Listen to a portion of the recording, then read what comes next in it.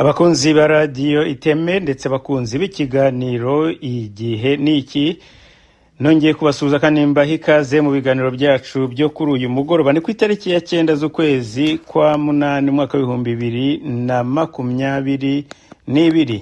Iyi tariki rero ikaba ari itariki y'ingenzi cyane muri East Africa cyangwa se muri Afrika y'Iburasirazuba, aho uyu munsi muri Kenya batoye amatora, bagize amatora y'umukuru w'igihugu, aho barimo batora uzasimbura Perezida Uhuru Kenyatta.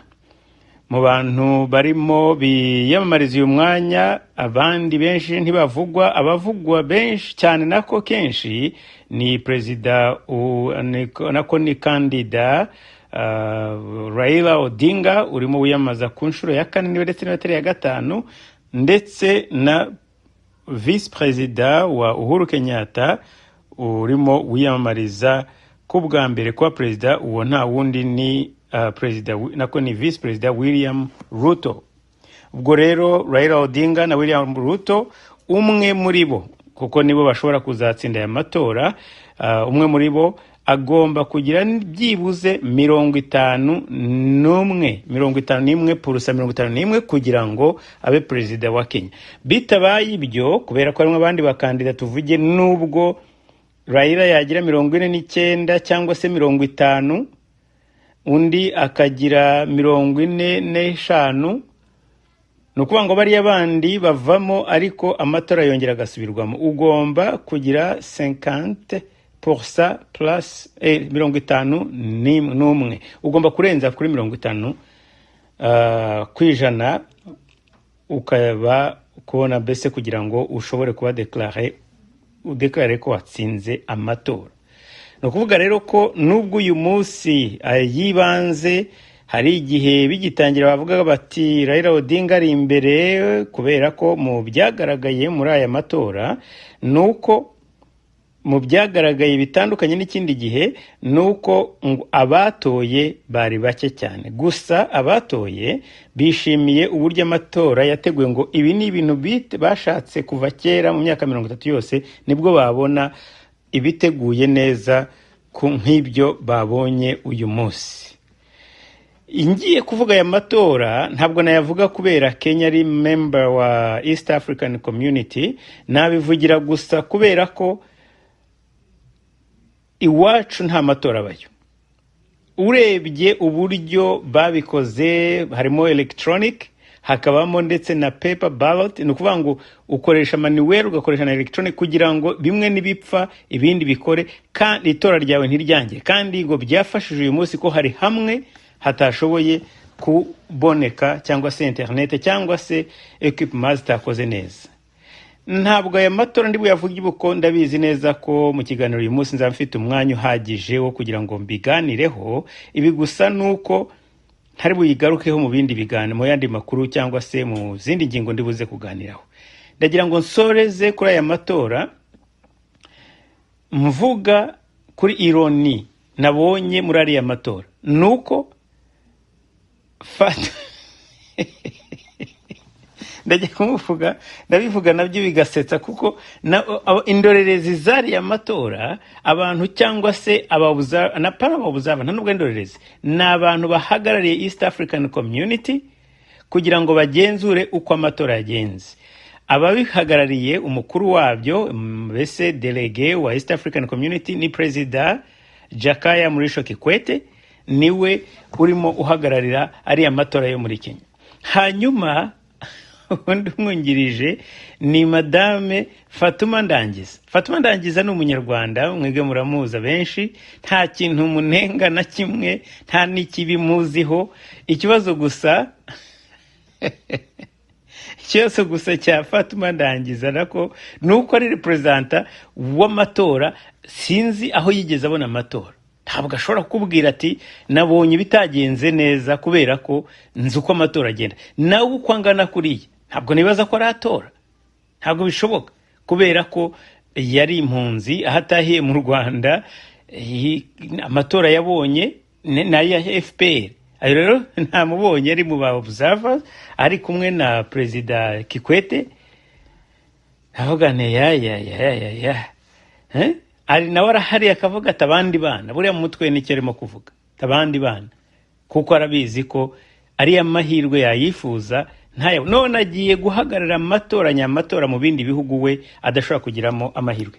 Banyarwandakazi, ndabizi ko ibi nubwo ari intambara, ari struggle, ariko natwe tuzabigeraho kandi ntabwo ari kera. Reka rero mbabwire izindi nyungu ndibuze kuvugaho, ni ibya Kangondo ikomeje kubuzwa hirya no hino, aho mfite amakuru ntari buvuge gusa, aho nayakuye ntari buvuga amazina kubera impamvu yuko ntafite uruhushya rwo kuvuga ayo mazina, ariko ndetse n'umutekano w'abayampaye bambwira akaga barimo, na ba bandi bemeye kujya muri ariya mazu akaga bahuyemo, n'abahuye nako ndabigarukaho rero mu kanya. Andi makuru ndi buvuge ariko giye sinyavugaho sinyatindaho cyane, ariko Ashire Kamana ari buze kuyatindaho, ari buyavimuzi, ni amakuru y'uru ruzinduko rwa Blinken muri Afrika, cyane cyane Afrika yo hagati, donc Congo ndetse n'u Rwanda.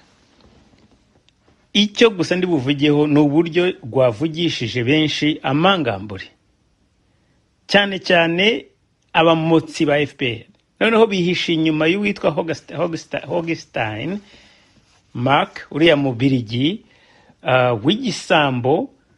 Ntabwo natinya kubivuga kuko nigeze kumuvugaho mvuga uburyo ari igikoresho, wiyemeje kujya mbese akazi ke nako kuvuga ati ngiye ndi kumwe na leta y'u Rwanda 100%, baba bayora kondo nzaba ndi kumwe nabo, baba bariho bacukura imisarani tuzaba turi kumwe, baba bari mu minsi mikuru tuzaba turi twishima, tubabaye turi kumwe. Ariko yibuke yuko mu kanya ndaza kugaruka, nibuke kuri ya zina ry'uriya mubiri gihundi yarakwiye kubifata isomo, wagiye Arusha akavuga ati ibyo nari ndimo sinari mbizi, ariko yarafunzwe. Indi nkuru ndibuze gusorezaho rero niriya yuriya uriya Augustin nkuko babwiye, ariko yanditse uyu munsi basohoye n'iyindi nako bariho barandika umusubizo mu fururizo, bigaragara ko bari ku cyokezo. Hari izo yanditse, kandi iyo yanditse amapaje 6-7, imwe ndayifite ngaha, nzayishakira umwanya uhagije nyigeho umurongo kunda, ariko ndagaruka ku tuntu duke twayo, ndetse Tabitagwiza nawe akaba yagize commentaire ayikoraho. Bakunzi ba Radio Itemerero, bakunzi b'ikiganiro igihe n'iki by'umwihariko, reka nongere mbahikaze muri ikiganiro, nizere ko muza kugira ikiganiro cyiza, aho turi kwifatanyije muri izi ngingo n'isesengura tugiye kubagezaho.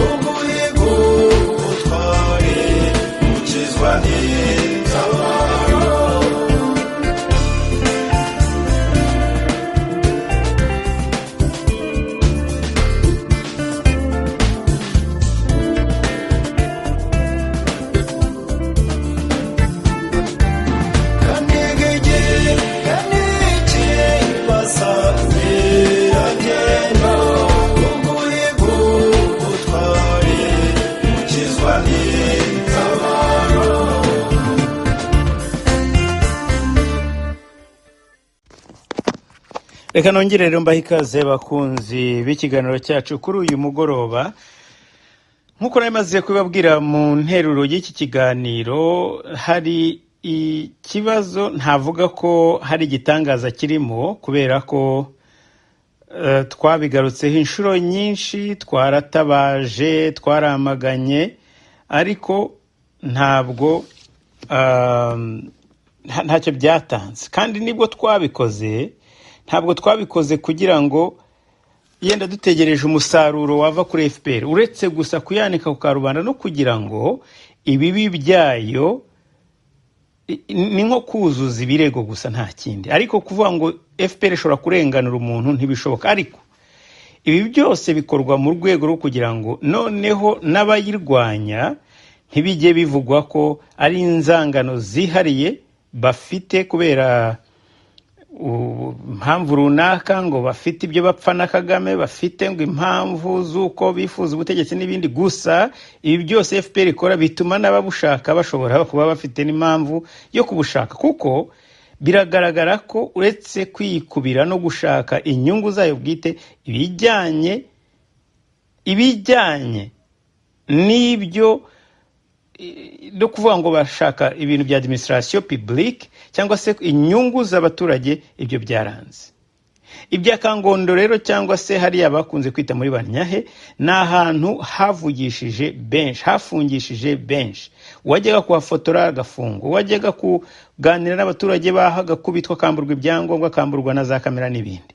Za YouTube ze bakamufunga kugira ngo atazegera ashobora kuzongera gutangaza amakuru no kwamagana amahano ya hariya hantu. Ese ubu FPR ko hari hantu mugiye kuzabisiga koko, ubu uretse kugira gusa ngo mujyane umuvumo mwese, kandi mwese mujyane umuvumo, mugende. Nibyo navugaga ni ubundi uwakaba yasoma ikirere uko kimeze ubu, umugani wa muntu yagombye gusaba inema nako mubabarire, nkuko mu Gatolika bivuga, yo kugenda neza, gupfa neza.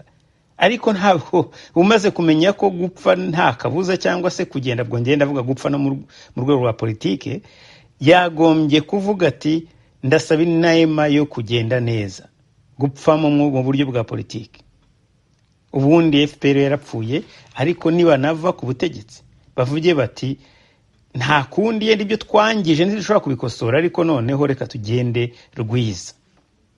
Ariko n'uyu munsi ku munota wa nyuma barakomeza gushyira intimba n'akababaro mu Banyarwanda.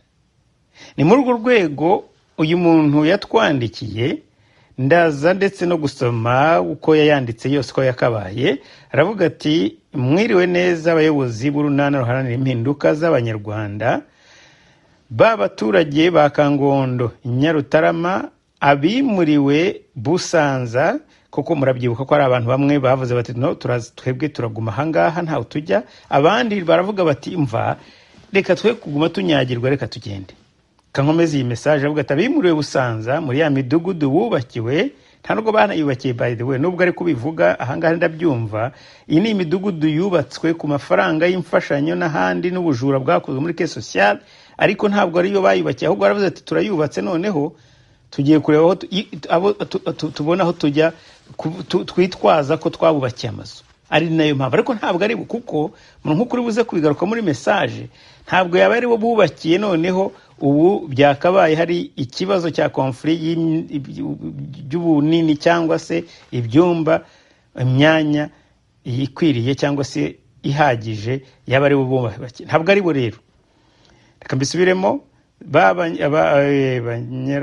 abaturage ba Kangondo, Nyarutarama, bimuriye Busanza muri ya midugudu bubakiwe, uziko bubatse inzu batitaye ku miryango umuntu afite. Ni bya bindi navugaga nyine, ntacyo bo bari bitayeho, kuko ntabwo ari bubakiraga. Inzu nyinshi n'amashamburete, no kuvuga ngo ni icyumba kimwe. Noneho bagezeyo, wagezeyo mu kwiyaranja yakasemo utundi twumba no mu no mu mujyi wa Gikari. Okay, mubabarije. None umujyi wa Kigali wakamejeje ngo nibakuremo, ngo bajye bararana n'abana n'abasore n'inkumi bose hamwe, barare hamwe. Uyu ngiye nkubwira aka kanya ushinzwe imyubakire mu mujyi wa Kigali nihavuye, ari kugenda yinjira mu nzu ku yindi areba wahinduye. Mbega barakomerewe, bari kumwe n'ubuyobozi bw'akagari, SEDO na mudugudu, ubwo rero ubwo baseda ubwo ni bya bindi ntawamenya ibyo bishatse kuvuga, dore ko bafite amazina wagira ngo nayo bavanye nko muri Croatia, ngo sedo n'umudugudu. Ubuvugizi bwanyu rero burakenewe, amahoro y'Imana abarinde. Arakoze cyane uyu mukunzi wa Radio Iteme ndetse n'umukunzi w'Urunana. Ibi rero ni bikomeje kugaragaza koko akarengane FPR ikora, kandi nta n'umugambi wo kukareka ifite, kuko none uvanye abantu urabubwiye ati mwimuke, bamwe baranze abandi baravuze ati reka tugende twe gukomeza guhangana, yenda hari ibyo muvuga nibyo. Bagezeyo baravuze bati dore mfite abana 4-5 bakobwa n'abahungu, reka turebe ukuntu natwe twashyiramo ibisika.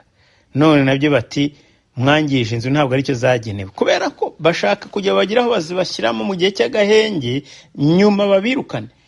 Ubwo se uwavuga ko hari izindi deal zenda z'izindi impunzi barimo gufata, uragira ngo yababeshye? Kuko baravuga bati mu minsi iri imbere tuzabirukana muri aya mazu dushyiramo impunzi, none murimo murazihindura kandi bazaza kuzira basange zitari compatible, zitasa nuko nibyo duteganyije.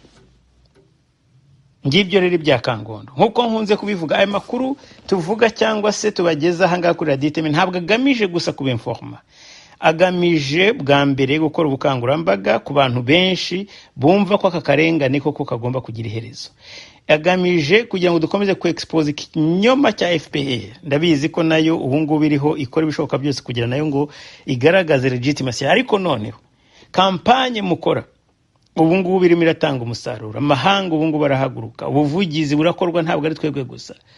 Nubwo mubabaye, ariko igihe kiri hafi mukazageraho FPR ikazajya ahangaho muri mukavuga muti wa mwanzi wanjye we, ko wanyishimaga hejuru. Reka ne kujya muri ibyo cyane, ariko icyo nzi cyo nuko atari ibintu bya kera. Reka rero ngaruke kuri uruzinduko rwa Anthony Blinken. Uruzinduko rwa Anthony Blinken rwavungishije amangambura abamotsi ba Kigali. Muri interview yakoze amaze kuva muri South Africa, ikibazo cya dominiye uru ruzinduko rwe ni ikibazo cya Kongo, kandi birumvikana. South Africa ingabo zaho ziri muri Kongo, zimaze iminsi zihangana n'izi incursion, zimaze iminsi zirwana n'aba bantu bo muri RDF, ndetse no mu gihe cya 2013 bari bariyo 2013. N'uyu munsi rero akaba ari cyo kibazo kihangayikishije abanyafrika benshi, cyane cyane ko Kongo ntabwo ikenewe n'abanyafrika gusa, ikenewe n'amahanga. Urabona abantu bose barayikeneye bose, ariko kubera ko izi chips muriho mwumva, utu tuntu dukora machine za telefone, utuntu twinshi tuva mu bimwe muri za minere mu butunzi bwo muri Kongo.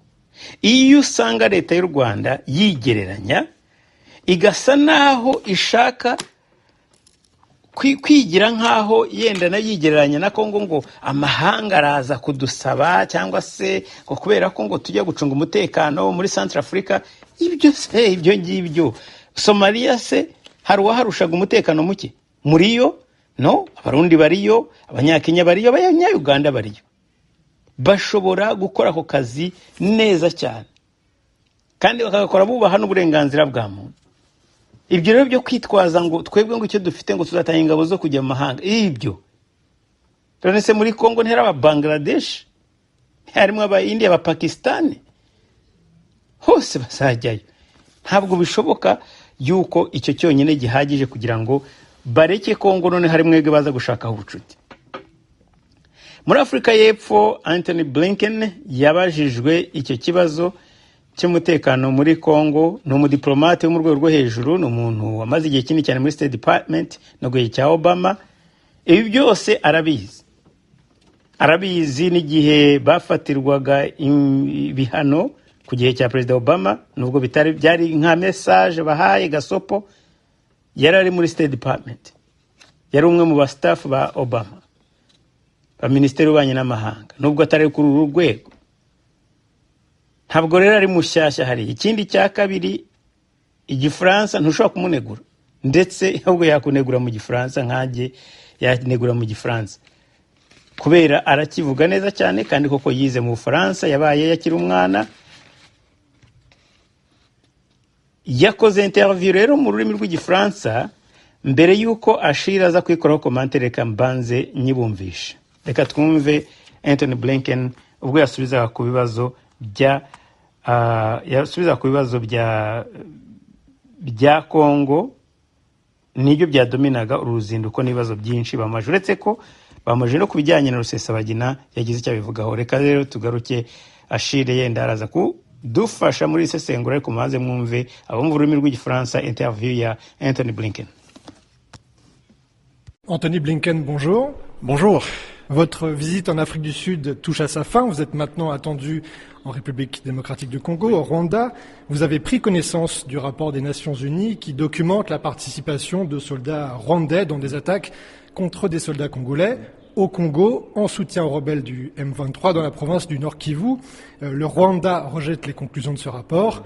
Est-ce que, Anthony Blinken, vous confirmez les conclusions du rapport de l'ONU ? Je vais surtout m'entretenir avec à la fois au RDC, avec le leadership, et Rwanda aussi, pour essayer d'aider ceux qui veulent mettre fin au conflit, à la violence, et surtout de soutenir des initiatives et des efforts africains, y compris l'effort du président sortant du Kenya, Kenyatta, dans un processus à Nairobi, pour essayer justement de trouver un avenir pacifique au Congo à l'Est. Mais surtout, pour nous, comment être utile à éviter que cette violence non seulement continue, mais s'accentue de façon très très regrettable. Alors sur notre antenne, RFI, le ministre congolais des Affaires étrangères, Christophe Lutundula, il a déclaré que les États-Unis ont un rôle à jouer justement dans la résolution de ce conflit, mais lui, il appelle également à des sanctions de la communauté internationale. Est-ce que vous êtes prêt, Anthony Blinken, à des sanctions, ou en tout cas à appeler la communauté internationale à des sanctions? Et sinon, quel est le rôle précis que peuvent jouer les États-Unis? Dans un premier temps, c'est surtout le rôle de notre diplomatie pour essayer justement de soutenir les efforts qui sont déjà en train, y compris par le SADC, y compris par l'initiative du Nairobi, et voir comment nous pouvons soutenir ces efforts, les aider et trouver une solution diplomatique pour éviter qu'une violence continue, et de façon soutenable, parce que c'est une crise qui se répète, et je pense qu'il faut trouver une solution qui est vraiment durable. Alors, lors de cette conférence de presse avec la ministre sud-africaine des Relations internationales, il a été question du manque de constance des États-Unis, capables à la fois de condamner, de demander des sanctions dans certains conflits, puis dans d'autres rester silencieux. Est-ce que c'est le cas, justement? Est-ce que le cas du Congo et du Rwanda illustre le deux poids, deux mesures des États-Unis? Je pense qu'il faut voir chaque défi dans ses propres détails. On essaye d'utiliser, selon le défi, les outils que nous jugeons les plus appropriés, les plus efficaces. C'est pas toujours la même chose dans un cas ou dans l'autre, mais effectivement, il faut essayer quand même de rester fidèle à ces principes et de rester fidèle au but que nous avons. C'est d'essayer de trouver la paix où il y a conflit, d'éviter conflit où il y a paix. Anthony Blinken, après la République démocratique du Congo, vous allez vous rendre au Rwanda. Est-ce que le soutien du Rwanda aux rebelles du M23 sera au menu des discussions avec le président Paul Kagame? Je pense qu'il faut qu'il y ait une cessation de tout ce qui est soutien pour des groupes armés, quels qu'ils soient. Ce n'est pas un moyen d'avancer la paix, la sécurité, la stabilité, c'est tout le contraire. Et donc nous allons de toute manière en parler avec le président. Au Rwanda, il y a un résident américain qui est détenu, qui a été condamné à 25 ans de prison. C'est Paul Rusesabagina. Il est connu pour avoir inspiré le film Hôtel Rwanda, mais aussi pour être un opposant au président Paul Kagame. Allez-vous demander sa libération?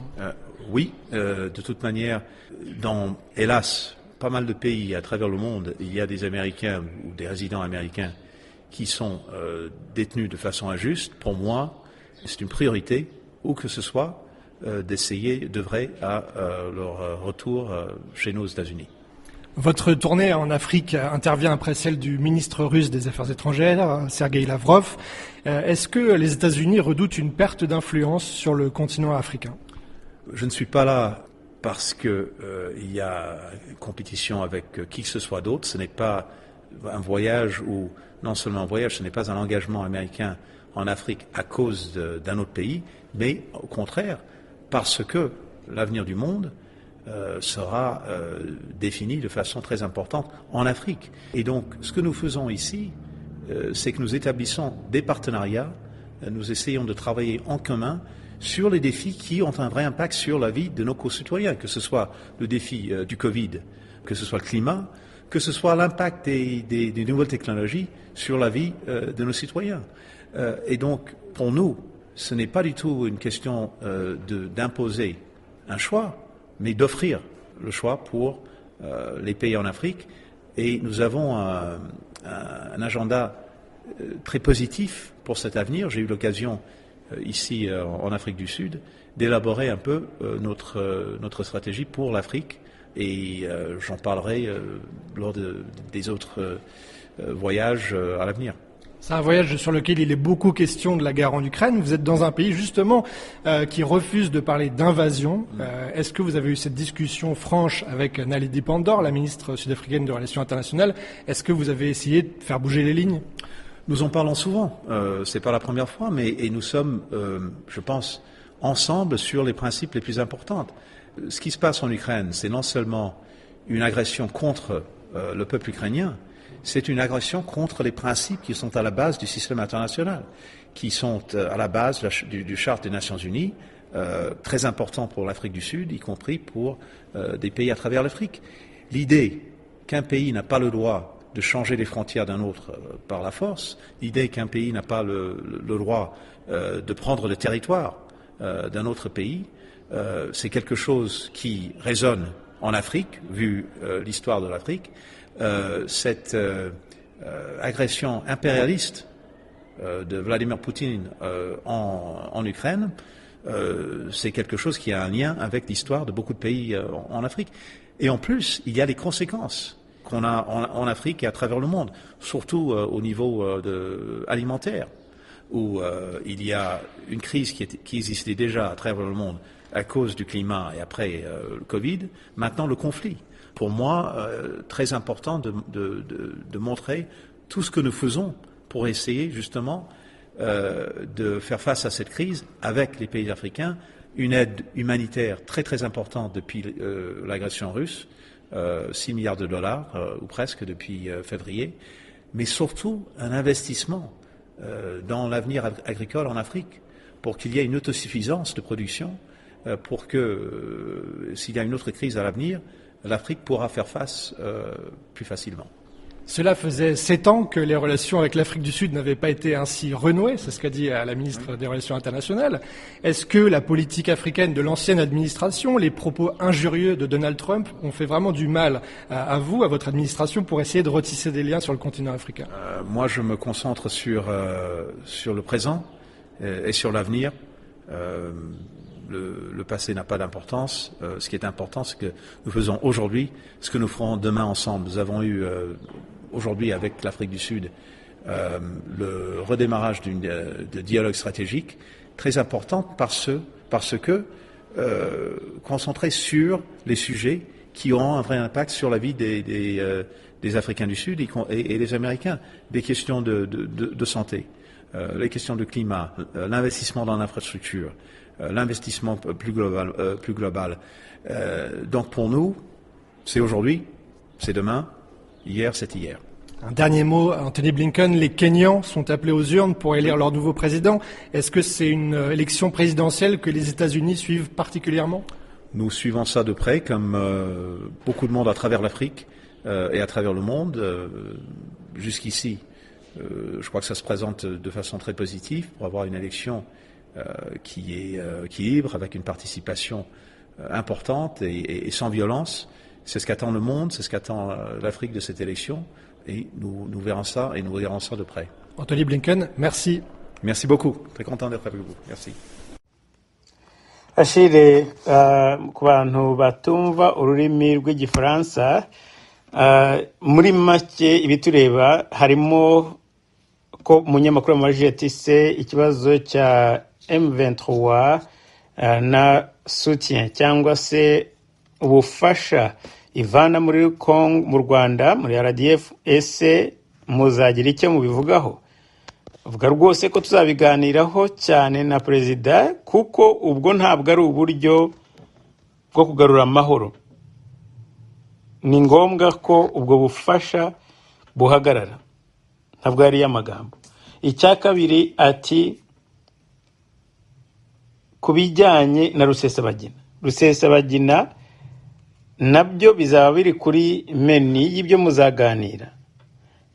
Ku isi hose hariho abantu b'Abanyamerika cyangwa se abafite uburenganzira bwo gutura muri Amerika bafunzwe mu buryo butemewe n'amategeko. Kuri bw'ibyo rero Rusesabagina n'umwe muri abo tuzabiganiraho, tunashaka uburyo bwose twamugarura muri Amerika. Ngibyo rero, ibyo rero ndagira ngo Achille abivimuzi. Nabonye ikinyamakuru vuba gishyashya cya ntabwo ari gishyashya, ni New Times, ariko article inkuru yasohotse uyu munsi isa naho yerekana ko ngo niyitonda ngo ashobora kunegosya, ngo bashobora kumuha Rusesabagina, ngo ariko ngo birasaba ko ngo agirinda gutuka u Rwanda ari muri Congo. Birasa nkaho amafaranga icyokezo bakiriho bihagije, barimo baremera ko hari possibility, ariko ko ngo turagusaba kugira ngo wirinde kugira ibintu tuvuga nabi, utadutuka, utadukondana, ariko mu byo bamubuje kuvuga harimo na M23. Reka rero ibi ni uko byagenda kose, Rusesabagina we nafungurwa bizaba ari ikintu cyiza ku muryango, ku banyarwanda baharanira uburenganzira bwa muntu, cyane ko kugira ngo agume hariya no ubuzima bwe ntabwo wamenya uko buzaba bwifashe. Ariko ku rundi ruhande nabyo biragaragara ko harimo icyizere bariho batanga, kandi ndizera ko yenda Kigali yo ishatse bya bindi twavugaga, nibashaka bavane amaboko, kuko ikibazo bafite kirenze akarere, ni ikibazo cy'isi yose. Bafite ibibazo na Congo, bafite ibibazo na Uganda. Hari abantu bashobora kuvuga bati no, Congo ikibazo cya Uganda cyarakemutse. Ikibazo cya Uganda cyarakemutse. Uzi ko n'uyu munsi namenye kuva muri iki cyumweru ko ibinyamakuru nka biriya bya Igihe, bya New Times bidasohoka hariya. Nagerageje gushakisha uburyo nabwira nti musome New Times kuri ibintu, mumbwire mwebwe bashobora kumva umwuka uri muri aba bantu. Igituma abantu bashobora kwandika page 7, none uyu munsi banditse n'izindi gera kuri 6, buri munsi Blinken ni obsession. Baravuga batereka ibyo bya Igihe na bya New Times ntabwo ahangaha bifunguka. Nibuka ko kuko babihagaritse, ndetse ko abantu bandika ibintu nyine byakiretse babirambuye bakabihabwa n'abantu mu buryo nk'ubu bwa WhatsApp. Reka rero ne gutinda, Achille wumvise iyi interview, ndetse no muri rusange ikigenza uyu mu ministre wo ku rwego rwo hejuru, ni nawe by the way ku bantu benda badakurikira politiki ya Amerika, uretse vice president muri cabinet, uyu niwe mu ministre ukomeye mu bandi ba ministre, ni ufite portfolio ikomeye cyane, afite agaciro gakomeye cyane. Ministre secrétaire d'État ni ministre ufite agaciro karenze urebye akabana. Nubwo ushobora kuvuga yenda bariya ba economy, ba treasurer, yes, ariko abo ngabo ni local, ariko uyu ari afite power nyinshi cyane urebye, nubwo ntabwo yenda ari executive, ariko shaping policies za Amerika hanze, nubwo power ariyo hanze, ariko afite power nyinshi. Reka rero Achille watuviriye muzi ugire icyo uvuga kuri uruzinduko, haba kuri kote diplomatique, haba no kuri ibi bintu byose bimugenza, birimo n'izindi n'ibindi bishamikiye kuri urugendo. Reka Achille nongere ngo ikaze muri iki kiganiro. Komera Jean Paul, ndagusuhuza kandi nongera kugushimira kuri uyu mwanya wongeye gufata kugira ngo tuganire ku bibazo birebana n'u Rwanda, ibibazo bishingiye ku gitugu gikorwa na leta ya FPR yowe na Perezida Kagame. Ni ngombwa rero ko duhozaho mu gusesengura, mu kuvuga ibintu uko tubibona n'aho bigana, kugira ngo n'abanyarwanda nabo bongere imbaraga n'umurava mu kwigobotora iki gitugu cyabaye karande. Reka mbonereho nsuhuze na mugenzi wacu Tabita nawe uri muri iki kiganiro, kandi nsuhuza abanyarwanda muri rusange, abakunzi ba Radio Iteme, by'umwihariko bagenzi bacu turi kumwe mu runana nyarwanda ruhanira impinduka. Ubwo rero kuri iyi ngingo wifuje ko nagira icyo mvugaho ijyanye n'uburyo igihugu cya Leta Zunze Ubumwe za Amerika kibona umubano wacyo n'umugabane wa Afurika, ibihugu bimwe byo muri Afurika, yaba igihugu cya Repubulika Iharanira Demokarasi ya Kongo, u Rwanda, Afurika y'Epfo aho umunyamabanga wa leta ushinzwe iby'ububanyi n'amahanga Anthony Blinken avuye muri iyi minsi, yahavuye nduvuye uyu munsi, yagiranye ikiganiro na RFI, Radio France Internationale, aho bamubazaga ibibazo bitandukanye bijyanye n'urugendo rwe, ariko cyane cyane bijyanye n'ingendo ze afite muri Repubulika Iharanira Demokarasi ya Kongo n'u Rwanda. Yabajijwe byinshi, ariko iby'ingenzi yabajijwe ni ibijyanye n'ikibazo cy'umutekano. Ikibazo cy'umutekano kivugwa ko ahangaha, kandi ndifashisha ibyegeranyo bya ONU, umuryango w'abibumbye, uvuga yuko nta gushidikanya na guke guhari ko M23 ifashwa na leta y'u Rwanda, kandi ko ku butaka bwa Kongo hagaragaye ingabo z'u Rwanda, ingabo za RDF, Rwandan Defense Force. Ibyo ngibyo ni ikigereranyo cya ONU gisohoye mu minsi yashize. Blinken yagize icyo bivugaho, ndetse mubaza no ku kibazo cya Rusesabagina, ariko ndaza no kwifashisha ibindi yavuze, asa yashyize ku rubuga rwa Twitter, asa nk'utanga incamake y'ibyo yaganiriye na sinavuga ngo mugenzi we, ibyo yaganiriye na Perezida Felix Tshisekedi muri DRC, muri Repubulika Iharanira Demokarasi ya Kongo. Hari ibyo yavuze kandi bisa nk'ibica amarenga kuri ngewe, nibwo busesenguzi nkora. Ubwo rero ntatinze, reka ngira icyo mvuga ku byo uko abona umubano wa Leta Zunze Ubumwe za Amerika n'umugabane wa Afurika. Yavuze yuko igihugu cye kibona mu ndorerwamo yo gufatanya n'ibihugu bya Afurika mu mubano wungukira ibihugu byombi, cyangwa se wungukira umugabane wa Afurika, kandi bikanungukira n'igihugu cye cya Amerika. Ibyo twakwita mu Gifaransa partenariat gagnant-gagnant.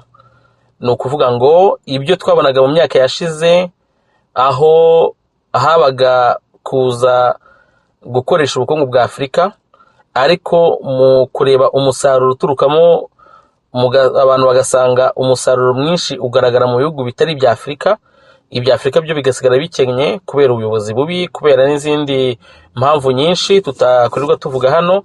Ibyo ngibyo bisa nk'ibintu birimo kurangira, cyane cyane ko abifuza gukorana na Afurika ari benshi ubu ngubu. Ndetse uyu Anthony Blinken hari aho yavuze ati ejo hazaza h'isi yose ni muri Afurika, avenire y'isi iri muri Afurika. Ibi rero bivuze ibintu bikomeye cyane, bivuze yuko Afurika ari partenaire, cyangwa se ari acteur, cyangwa se ari umugabane udashobora kwirengagizwa mu bijyanye na hejo hazaza h'isi yacu turimo. Iyi si iri mu bihugu byinshi bikomeye by'ibihangange, byose bibona ko Afurika idashobora gusigara inyuma, bidashobora gukomeza gutera imbere. Afurika iri aho ngaho nk'uko byari bisanzwe. Yanavuze ko ku bijyanye n'uwo mubano hari ibintu by'ibikorwa babona bashobora gukorana n'ibihugu bitandukanye, urugero nk'ibikorwa bijyanye no kwihaza mu biribwa.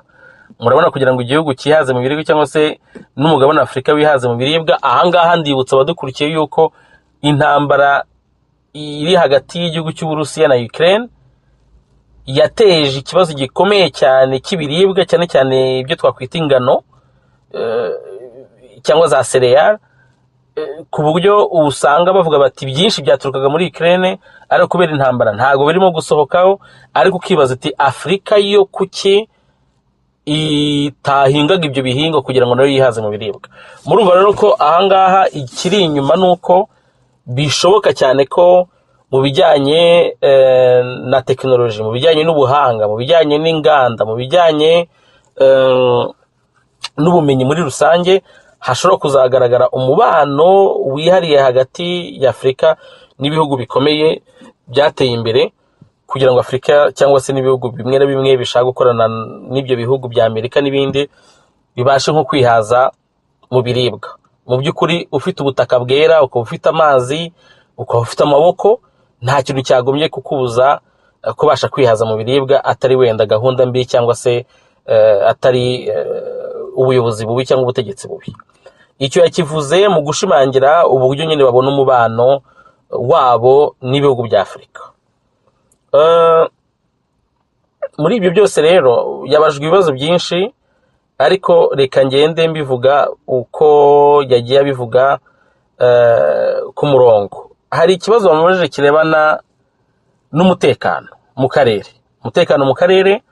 Umutekano nyine nk'uko nabivuze, byamaze kugaragara ko uwo mutekano muke uterwa n'igihugu cy'u Rwanda, ariko bidavuze ko nshaka gukura icyaha ku Rwanda, kuri leta y'u Rwanda. Leta y'u Rwanda nayo ntishobora gukora ibyo byose idafite abikorera cyangwa se abayihagarikiye. Hari abayihagarikiye inyuma, yaba za entreprise, yaba ibihugu. Ibi byose ni ibintu bishoboka, ntabwo twajya muri detail, ariko ntabwo u Rwanda ubwarwo uko rumeze rushobora kwiha gukora ibintu nka biriya mu gihugu cya Congo imyaka n'imyaka nta baruhagarikiye. Ubwo rero kuri iki kintu, ubutumwa bwa Blinken ni ubutumwa buca amarenga. Abantu basesengura bashobora kureba bakavuga bati ikibuga leta y'u Rwanda yakoreragaho muri Repubulika Iharanira Demokarasi ya Congo kirimo guhinduka cyangwa se cyarahindutse, kuko yavuze ati izi ntambara zo muri Congo ziratinze, zimaze imyaka myinshi zihari, abantu bashaka ibisubizo bigahora byisubiramo, abantu bagashaka umuti, ibiganiro, ariko intambara zigahoraho. Yavuze ko rero ikintu cya mbere kigomba kuba mu byo zaganira na leta y'u Rwanda harimo guhagarika gufasha imitwe yitwaje intwaro ihungabanya umutekano muri cya gihugu cya Repubulika Iharanira Demokarasi ya Congo. Yavuze kandi ko igihugu cye gihagaze mu murongo umwe n'ingamba cyangwa se n'uburyo umuryango wa SADC ndetse n'umuryango wa EAC, East African Community, aho iyo miryango ihagaze niho n'igihugu cya Amerika nacyo gihagaze. Ni ukuvuga gushaka umuti w'iki kibazo cy'umutekano muke muri Congo binyuze mu nzira y'ibiganiro. Yongeye kuvuga yuko mu byihutirwa bigomba kuba hagomba ibijyanye n'intambara bigomba guhagarara, ibyo gushoza intambara bigomba guhagarara. Avuga ati ahari intambara tugomba gushaka uburyo hajya amahoro, kandi ahari amahoro tugashaka uburyo hatajya intambara. Ibyo ngibyo ni ibintu yavuze nta kujijinganya, kandi noneho yongeraho yuko uko bimeze kose hagomba gushakishwa ingamba zatuma amahoro arambye mu karere, mu gihugu cya Repubulika Iharanira Demokarasi ya Congo no mu karere haboneka amahoro arambye. Ibi rero ndagira ngo mbihuze n'ibyo avuga by'ukuntu babona umubano wabo n'ibihugu bya Afurika. Umubano wabo ushingiye kuri byinshi birimo indangagaciro, ariko birimo n'ubuhahirane. Ibyo rero kugira ngo bibe bisaba amahoro, bisaba ko abantu baba batekanye, bisaba ko iby'ibanze abantu bafite biba bihari. Ni ukuvuga ngo umuntu afite uburyo yivuza bworoshye, leta igomba kumufasha muri ibyo bintu. Umuntu afite uburyo yihaza mu biribwa, umuntu afite aho atura, umuntu afite umutekano ushoboka wose, ndetse tunagiye na kure, kuko abanyafurika ntabwo turi inyamaswa zigomba kubaho nabi, turi abantu natwe dushobora kubaho neza, dufite ibintu byose byatuma tubaho neza. No kuba abantu banezerewe nabyo ni ibintu bigomba kujya muri iyo mirongo yose abantu babona igomba gushyirwa mu ngamba kugira ngo abantu batere imbere. Kuko kugira ngo izo nganda zize zikore, abantu bazikoremo, bazikore bakora kinyamwuga professionalisme, birasaba ko abantu bagira amahoro, birasaba ko abantu baba ahantu hatekanye hatuma babasha no kwiga, bakabasha no gukora kugira ngo nyine ubwabo bitunge, batunge imiryango yabo, ariko byimaze batunge n'ibihugu byabo. Murumva rero ko amahoro arambye ahuye cyane n'iterambere, kandi niho Afurika irimo kugana. Ntabwo abantu bashobora kuvuga ko Afurika ari avenir y'isi, ari ejo hazaza h'isi yose ngo hakomeze habe intambara. Hagomba kuboneka amahoro. Bivuze yuko umuntu wese uri muri Afurika, yaba umutegetsi yaba iki, wumva ko Afurika cyangwa se ibihugu bya Afurika kugira ngo wabona amahaho, abone amaronko, abone ibyo ashyira mu mufuka we binyura mu ntambara, gushoza umutekano mukeya, ni ibintu birimo kugenda biva kuri mode, ni ibintu birimo kugenda bicika cyangwa se biteshwa agaciro. Uzabikora ntago bizamukundira, azakumirwa n'imbaraga zimurusha. Ubwo rero ku bindi bihari nuko amaze guhura n'abayobozi b'igihugu cya Repubulika Iharanira Demokarasi ya Kongo, hari byinshi yavuze kandi usanga bijyanye n'indangagaciro babona bakoranamo n'ibihugu. Muri izo ndangagaciro harimo muri tweet yanditse kare amaze kuvuga incamake y'umuhuro we n'abayobozi ba Kongo, yavuze ko igihugu cya Kongo bakorana cyane, bakizeye, bari mu murongo umwe mu bijyanye no kureba uburyo umutekano urambye waboneka, ubwisanzure, hajyaho icyo bita etat de droit, no kuvuga ngo leta igendera ishingiye ku mategeko kandi igendera ku mategeko. Ibi bivuze iki rero? Yo abantu bavuga ngo leta ishingiye ku mategeko kandi igendera ku mategeko, nuvuga ngo ni leta yubahiriza amahame ya demokarasi, kandi ni leta ikora ibishoboka byose kugira ngo uburenganzira bwa kiremwamuntu buhore bwubahwa ahantu hose. Ubwo rero hakaza n'akandi kantu yongeyeho avuga ati n'ibintu byo kurengera ibidukikije. Muzi ko isi yugarijwe n'ikibazo cy'ubushyuhe buterwa n'uburyo abantu bitwara muri exploitation cyangwa se mu gukoresha ubukungu bw'isi, bwaba ibiti, byaba n'amabuye y'agaciro cyangwa se na za peteroli. Ibyo byose uburyo abantu babikoresha bigenda bihungabanya ikirere, bigatuma haba ikibazo gikomeye cyane kijyanye n'ubushyuhe. Kandi abantu bamaze kubona ni Burayi, nko mu gihugu cy'Ubufaransa mwabonye yuko mu minsi yashize hari ubushyuhe bukabije batigeze babona mbere. Ibi byose rero bituruka kuri uko guhungabana kw'ibidukikije. Nacyo yagikizemo ko ari ibintu bazakorana. Ibi rero ari ikindi bivuze ko leta ya Kongo, ubuyobozi bwa leta ya Kongo buri mu murongo w'izo ndangagaciro bahuje n'igihugu cya Amerika. Igihugu cya Amerika, cya Leta Zunze Ubumwe za Amerika, gifatwa nk'igihugu cy'igihangange ku isi. Hari n'abavuga Ubushinwa, Uburusiya barabivuga, ariko ni igihugu gikomeye ku isi. Aha kandi nkaba nshaka gushimangira yuko Perezida Tshisekedi kuva yafata ubutegetsi, iyo urebye uko agenda yitwara, iyo urebye uburyo yagiye yihangana mu gukemura ibibazo by'umutekano mu gihugu cye, muribuka yuko agifata ubutegetsi yahise rwose afata ukuboko kwe aragenda yegera Perezida Kagame, yegera leta y'u Rwanda, ati iki kibazo tugikemure gute cy'umutekano muke mu gihugu cyanjye.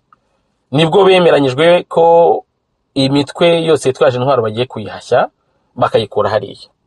Ariko ibyo byarabaye, murabyibuka aho leta y'u Rwanda mu myaka yashize 2019, 2020 habaye ikintu kimeze nk'irushanwa rya leta y'u Rwanda, dore ko imenyera ibintu by'ubwicanyi.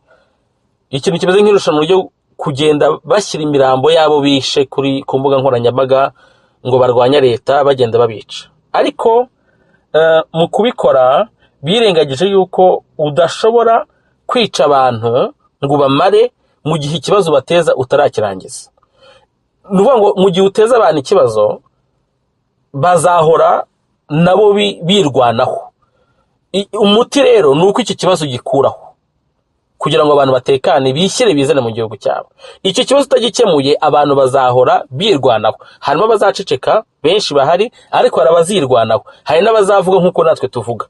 ibyo rero wagira ngo Perezida Kagame nabo bakorana ntibabizi cyangwa se bumva ko ari abantu bindakoreka, abantu utakoraho ikintu na kimwe, bakumva ko bagomba guhora bahungeta abantu babakandamiza bikarangira aho ngaho. Ubu rero ahantu birimo kugana mu murongo wa SADC na EAC, kandi leta zunze za Amerika zishyigikiye, kongeraho yuko icyegeranyo cya Loni kivuga ko leta y'u Rwanda iteza umutekano muke mu gihugu cya Kongo, buriya ni ugushoza intambara mu gihugu cya Kongo.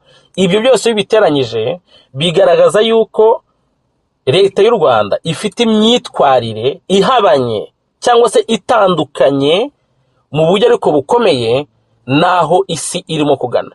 Ni ukuvuga ngo isi yo irashaka gutera imbere, ikemura ibibazo by'abaturage, bakemura ibintu byo kwihaza mu biribwa, mu gihe leta y'u Rwanda yumva ko igomba gushoza intambara mu gihugu cya Kongo kugira ngo isahure amabuye y'agaciro, ikomeza no kwica abantu, ikomeza gukoresha abana, ikomeza guhohotera abari n'abategarugori. Ibyo byose murumva ko bihabanye, kandi leta y'u Rwanda nta mbaraga ifite. Nibyo nabyo ngiye kwerekana. Leta y'u Rwanda mu kiganiro umugabo w'umunyamakuru witwa Alain Foka yakoze ejo bundi, yavuze yuko leta y'u Rwanda harimo umuntu w'inzobere mu bibazo bya Afurika, nibagiye izina rye, uvuga yuko leta y'u Rwanda mu ngengo y'imari yayo, leta y'u Rwanda 50% y'ingengo y'imari yayo ituruka mu nkunga ihabwa n'amahanga, indi 50% igaturuka mu bucuruzi bw'amabuye y'agaciro. Ayahe mabuye y'agaciro? Ni amabuye y'agaciro bakura mu gihugu cya Repubulika Iharanira Demokarasi ya Kongo. Ni ukuvuga ngo mu gihe igihugu cya Repubulika Iharanira Demokarasi ya Kongo gitekanye, kikagira inzego zikomeye, kikagira igisirikare gikomeye gishobora kurinda ubusugire bw'igihugu cyabo, leta y'u Rwanda iyo 50% bizaba birangiye, nta handi izayikura. Icyo ni kimwe. Icya kabiri, leta y'u Rwanda ifite imyitwarire yo kwishongora ku bihugu biyinkunga, ari byo leta zunze za Amerika n'ibihugu by'i Burayi bimwe na bimwe. Ikabyishongoraho, rimwe bababwira bati uburenganzira bw'ikiremwamuntu, bati mwe ntacyo mutwigisha, bababwira bati mugomba kurekura imfungwa, bati mwebwe ko mwica abantu, bagashaka kwisumbukuruza bakishyiraho batari, kandi bagashaka no kubeshya abaturage cyane cyane urubyiruko ko nabo bihagazeho. Ariko ibi byose bigenda bigaragara. Ejo bundi ibihugu biramutse bivuze ngo bihagaritse izo nkunga biha leta y'u Rwanda, leta y'u Rwanda ntacyo yabikira cyo. Icyanyuma, leta y'u Rwanda ikeneye ibihugu byo mu karere, cyane cyane igihugu cya Tanzania na Uganda. Igihugu cya Tanzania kubera ko ibintu byinshi byinjira mu Rwanda bituruka muri Tanzania. Igihugu cya Tanzania gikora ku nyanja, u Rwanda ntabwo rukora ku nyanja, kandi biragoye ko ibyo bintu byinjira binyuze mu nzira y'ubutaka. Biragoye ko byakwinjizwa mu Rwanda binyuze mu nzira y'ikirere, mu ndege. Bisaba rero ko bagirana ubuhahirane bwiza nyabwo, burimo kubahana, burimo kudateza umutekano muke mu bandi. Birasaba ko bagirana ubwo buhahirane n'ibihugu duturanye byose. Ndetse tugiye no kureba leta ya Kongo, nayo ubwayo ifite ubukungu bwinshi cyane, ku buryo leta y'u Rwanda yitwaye neza, ubuzima gatozi bw'abanyarwanda cyangwa se bw'u Rwanda bwaba bushamikiye cyane no ku bukungu bwa Kongo, ariko noneho bitanyuze mu ntambara no mu kujya kwica abantu, guhohotera abantu. Ni ibintu bigayitse cyane Banyarwanda kuba mu mwaka wa 2022 tukibona abantu bikorera ibirago n'amasafuriya na za matora n'amatungo, bagafata bagahunga intambara itejwe n'igihugu cy'u Rwanda. Igihugu cy'u Rwanda gifite amateka akomeye cyane mu bijyanye n'intambara. Twanyuze mu ntambara ikomeye cyane, ivamo jenoside, ivamo n'izindi ntambara zabaye muri Kongo. Igihe kirageze ko bihagarara. Ari byo Blinken avuga ati umubano wacu ugomba gushingira ku ndangagaciro, kandi ugashingira no ku buhahirane bufasha abaturage bo muri Afurika. Intambara rero nta kintu ifasha, irasenya gusa. Ibyo kandi ni ibintu FPR ya Perezida Kagame izasigarana yonyine, ariko itanabihagaritse, yabishaka itabishaka izabuzwa kubikora. Ntabwo ifite imbaraga z'ikirenga ku buryo yategeka isi uko ibintu bigenda. Ikindi kintu nihuse cyaganiriweho ni ikibazo kijyanye na Paul Rusesabagina. Paul Rusesabagina muzi uburyo yagejejwe mu Rwanda, bagashaka kubitekinika, ariko Businge Johnson akatubera umwana mwiza akivamo, cyangwa se akabivuga uko biri, niba yarabikoze bishaka cyangwa se yarivuyemo simbizi, nubwo ari ibintu binshishikaje. Ariko ikizwi nuko leta y'u Rwanda yafashe amafaranga ikayashora mu ishimutwa rya Paul Rusesabagina, yarangiza ikamugeza ngaho iti yisha abantu, yamaze abantu. Umuturage wa Leta Zunze Ubumwe za Amerika, icyo leta y'u Rwanda itavuga, itabwira abaturage, itabwira abanyarwanda, nuko niyo umuntu yakoze icyaha hari inzira bigomba kunyuramo kugira ngo ashyikirizwe ubutabera. Ariko hejuru yabyo ugomba no kuba ufite ubunyangamugayo cyangwa se wizewe mu bijyanye n'ubutabera, kugira ngo n'amahanga kwizere mu kuba yakwemerera kugira abo uburanisha. Ibi rero leta y'u Rwanda yagiye igaragaza ikintu nakwita nk'imbaraga zaba ari ingariko zo kwihagararaho, ko yihagazeho, ko iki kibazo azagikemura uko yo ibishaka. Ngira ngo mwabonye amakinamico y'imanza yagiye aba bayashyira kuri za YouTube, mu gihe abantu bashinjwa ibyaha by'ibinyoma bandi nka Prince Kid yasabye kuburanira mu ruhame baramwangira, Karasira yasabye kuburanira mu ruhame baramwangira, Idamange yasabye kuburanira mu ruhame baramwangira, ariko kuri Rusesabagina bakina ikinamico. Ibi rero yavuze yuko hari abaturage benshi b'Amerika bagiye bafatwa hirya no hino, avuga ko nta kabuza ari ikintu agomba kuganira na leta y'u Rwanda kugira ngo irekure umuturage wayo.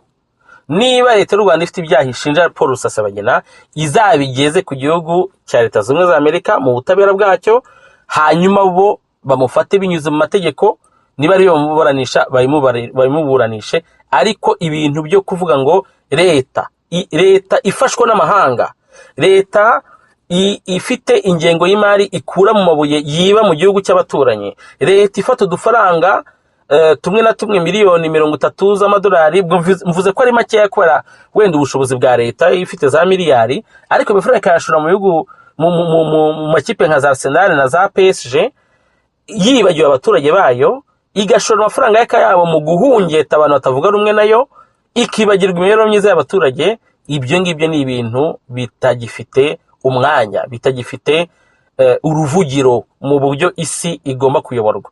Ibi rero leta y'u Rwanda yabishaka itabishaka, iki kibazo cya Paul Rusesabagina kizarangira yigaragaje ko ari leta ishobora gukurikiza amategeko mpuzamahanga ikanayubaha, cyangwa se ko ari leta y'amabandi ikora uko yishakiye, ibyo dukunze kwita ko ari leta yabikora nka mafia. Ndumva kuri ibi ngibi byose ari byo nge nabashe gukuramo, kandi icyo nakongeraho nuko izi ndangagaciro zijyanye n'umutekano urambye, demokarasi, ubwisanzure, uburenganzira bw'ikiremwamuntu, inzego z'ubuyobozi zikomeye.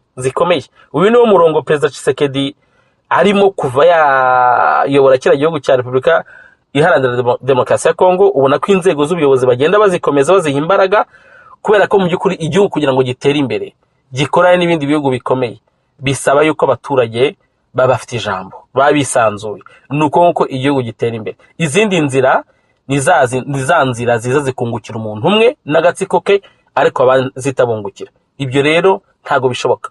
Banyarwanda, muri Kenya barimo kwitegura amatora, ntawe uzi uzatsinda. Muribaza ko mu Rwanda amatora ajya kuba abantu bavuga ngo azongera atsinde, kubera ko tuzi uburyo bayafifika, uburyo bayatekinika n'igitugu gikorwamo, kubera n'ubwisanzure buke no gufunga urubuga rwa politiki. Mu gihe mu baturanyi bacu nko muri i Burundi Perezida Nkurunziza yavuyeho hajyaho undi, muri Tanzania nuko bigenda, umuperezida yarapfuye undi araza ajyaho nta mvururu zibaye. Ndibwira rero ko leta y'u Rwanda itigeze, Perezida Kagame na FPR ntago babuze ingero nziza bagenderaho kugira ngo bashinga inzego z'ubuyobozi zikomeye. Bo bahisemo gushinga ibintu bikomeza umuntu umwe. Ibyo Obama yigeze kunenga ari mu gihugu cya Ghana, niba nibuka neza, avuga ati Afrika ntabwo ikeneye ba strong men, ntabwo ikeneye abantu b'abagabo b'ibikomerezwa ngo bakomeye, ikeneye inzego z'ubuyobozi zikomeye, amategeko afite imbaraga kurusha abantu ubwayo, kuko amategeko aberaho mu kubanisha neza abantu. Iyo rero uje uri umuntu n'amarangamutima yawe, ukaza n'ibibazo byawe byose aho byabituruka hose, ubugome bwawe, ubutindi bwawe, ukaza ibyo byose ukaza ugasumbya amategeko imbaraga, nibyo tubona mu Rwanda aho ubutegetsi bukandamiza abaturage buri munsi, bukagera no bukandamiza ibihugu by'akarere. Ikintu rero kigaragara nuko izo ndangagaciro zose isi ishaka kugenda bimvikanaho kugira ngo habe ubuhahirane bwungukira abaturage, FPR ntabyo ifite, nta nubwo iteze kubigira. Niyo yavuga ngo uyu munsi igiye guhindura ibintu ibikore, FPR yamaze kurenga ihaniro, yamaze kurenza umurongo utukura bakunze gutega abandi, ariko nabo barawurenze. Icyabakiza nuko ubwo turabivuga tutabinginga, icyabakiza turabagira inama mu nyungu z'abaturage. Icyabakiza nuko bakwicara bakaganira n'abanyarwanda bose, bakaganira n'abatavuga rumwe nabo bose, bakareka societe civile nayo ikisanzura, maze bakareka igihugu kikajya mu maboko y'abafite ubushobozi n'ubuhanga bwo kuyobora neza abaturage. Niho bigana, babishaka batabishaka. Sinarangiza ntavuze muri ARC, mu runana nyarwanda ruharanira impinduka, mu migabo n'imigambi yacu, mu byo tuganira, mu buryo tubona, muri viziyo tubona, twibona natwe muri ubwo buryo bwa partenariat, mbese uburyo bw'imikoranire n'ibihugu duturanye, kuko hari ubuhanga abanyarwanda dufite, hari ubuhanga u Rwanda rufite, hari ibyiza u Rwanda rufite amahanga yakenera, ariko hari n'iby'amahanga afite byinshi byiza twakenera, kandi nk'uko nabivuze byafasha u Rwanda mu gihe cya vuba ndetse n'ejo hazaza. Ibyo rero bisaba gukorana neza, kugira umubano mwiza, umubano ushingiye ku mutekano, ku bwubahane, umubano udashingiye ku buryarya, umubano udashingiye mu kuvuga ngo ugiye kwikubira ubukungu bwose bw'igihugu cyawe, wabona ko bunabaye bukeya ukavuga uterekanye no kwiba n'ubw'ahandi. Ibyo ngibyo ntabwo ari ibintu muri ARC runana twibonamo. Twibona mu mubano mwiza n'ibihugu duturanye, twibona kandi no mu kugira uruhare rukomeye mu iterambere ry'u Rwanda n'irya Afurika, tunyuze mu karere ndetse n'ahandi hose hashoboka. Ndumva ari icyo ngewe nari kuvuga kuri iyi ngingo ijyanye n'uruzinduko rwa Blinken mu karere. Nshimangira ko uburyo yavuze, yatanze incamake y'ibiganiro yagiranye n'abayobozi ba Repubulika Iharanira Demokarasi ya Kongo, byerekana neza umurongo igihugu cya Leta Zunze Ubumwe za Amerika kiriho, umurongo w'ubuhahirane, umurongo kandi w'ubuhahirane bushingiye no ku ndangagaciro izo z'umutekano, indangagaciro za demokarasi, ubwisanzure, uburenganzira bw'ikiremwamuntu, ndetse no kugira inzego z'ubuyobozi zikomeye. Ibi rero ni ibintu byihishe FPR na Perezida Kagame, ariko ni igihe gito ibi byose bikarangira. Murakoze Jean Paul, ubwo naho ubutaha. Rakoze rero Ashire kuri iyi nkuru cyangwa se isesengura rivuye imuzi. Reka ngaruke gato kuri iriya nkuru nakunze kuvuga, ndetse ndibuze no guha Tabita ijambo mu kanya gatoya. Ariko mbere yuko nza kuri iyi nkuru cyangwa nza kuri Tabita kugira ngo nguhe nawe umwanya wo kugira icyo uyivugaho, ndashaka kugira ngo nyuremo gatoya ku bantu batashoboye kuba barayibonye. Ndayifite ahangaha kuko natinyaga ko bazayizimiza. Ndavuga nerekanye prime, kandi koko araho byagiye bigaragara ko bari batangiye kuvuga ko ibyo bavuze ngo ari fake news, kuko wanditse ko ari fake news igihe nubwo bamwe bavuze bati batangiye kubona yenda bibashyuhanye, none barimo baragerageza gushaka ukuntu yenda hari bakwigarura. Yewe ku bwanjye sinibaza ko bwari uburyo aho nandukaniye yenda n'igisesengura cyangwa se n'iyo observation. Ngiye observation nakoze nasanze n'uwabisomye uwabivuze ngo ni fake news ntabwo ari igihe, ko igihe cyo ntikigeze kibinyomoza, ahubwo wabikoze nawe ntiyabashe kumva ko ibyo bintu bishobora kuba byarasohotse nk'uko bigaragara, nk'uko byanditse. Ni inkuru uko banditse muri bavuga ngo amazi ntakiri yayandi, ni uburyo bwiza bwo kubisobanura ariko mu cyongereza, kuko iyi nkuru buri ko mubibona yasohotse bwa mbere muri New Times, mu kinyamakuru cy'icyongereza. Bishatse ubwabyo bishatse kwerekana ko message bashaka kuyiha n'abanyamahanga. Ntabwo ari uko babuze abanyarwanda bashobora kwandika ibintu mu kinyarwanda, oya, bavugaga bati uwo tugendereye na ambasade y'Amerika ndetse n'abanyamerika nibo dushaka kugira bamenye ubutumwa, bamenye umwuka turimo guhumeka. Birani Kagame urimo kubyohereza kubivuga ko buriya Hogesteins ni umumotsi wa FPR, n'umuntu abatamuzi ni wa wundi wariho rwanya Burundi igihe byari bishyushye, ihora sohora inyandiko za buri munsi yenda ku mateka yakoresha ikinyamakuru yashyizeho ngo kompanyi yitwa Kivu News Agency. Icyo ni ariko ni umuzindaro wa Kigali, arabyivugira bakavuga ati iyi Kivu News ni ishinzwe kuzajya promotinga tourism mu Rwanda. Ayo ni amateka na background y'uyu muntu. Kuvuga rero ko ashaka kwitandukanya na leta arabeshya cyane, investigation zizamukoraho. Mwibuke banyarwanda, umunyamakuru witwa George Ruggiu yarafunzwe, yakora kuri ETLM, akora na bakantano. Uyu rero nawe ni George Ruggiu, ni ETLM yiyuburuye, na murabibona ko za New Times na za Igihe ni za ETLM ziyuburuye, nibo uyu munsi birirwa barabamotsi bariho bakora kampanye kuri yo kudefanda Kagame kuruta uko bamwe muri bo mu FPR, kandi koko bamwe baranagiye badashobora kubikora. Ibyo byagiye bigaragarira muri ibinyamakuru bikomeje gukomeza byandikwa n'abanyamahanga nk'uyu Ruggiu, ni Ruggiu wo muri iki kinyejana, wo muri iki gihe cyacu, ni yitwa Mark Hogesteins, I believe. Mark Hogesteins, uko bivuga kose, n'umubirigi muri nationalite ye. Uriya George Ruggiu nawe yahoze ari umutaliyani uvanze n'umubirigi, ni ariko nationalite belge, ariko ari Italy nk'uko bavuga ni Italo Belge cyangwa se Italy Belgo Belgo whatever. So aba rero amateka yisubiramo. Ubu nabo habonetse mwene madamu ugiye kuza kuvuga ati njyewe ndakubambirwa Kagame byanze bikunze, nk'uko na Ruggiu nawe yavuze ati ndabambirwa Habyarimana. Ariko uko bombi barangiye, cyangwa se uko n'uyu yazarangiye, ni nk'uko na Ruggiu yarangiye. Ruggiu yageze aravuga ati sinzi ko ari ahangaha bigeze. Uyu we cyakora sinzi ko azavuga ko atigeze abimenya, kuko yarategujwe kandi yarabimenye ko arimo afasha shitani. Reka rero Tabita ntaraguha ijambo, nyuremo gato cyane muri iyi nkuru. Ibintu byose mu byanditse mu Cyongereza, je nakunze Icyongereza kuko yagiye niho abari abo mu gihe niho bagiye bayikoporora.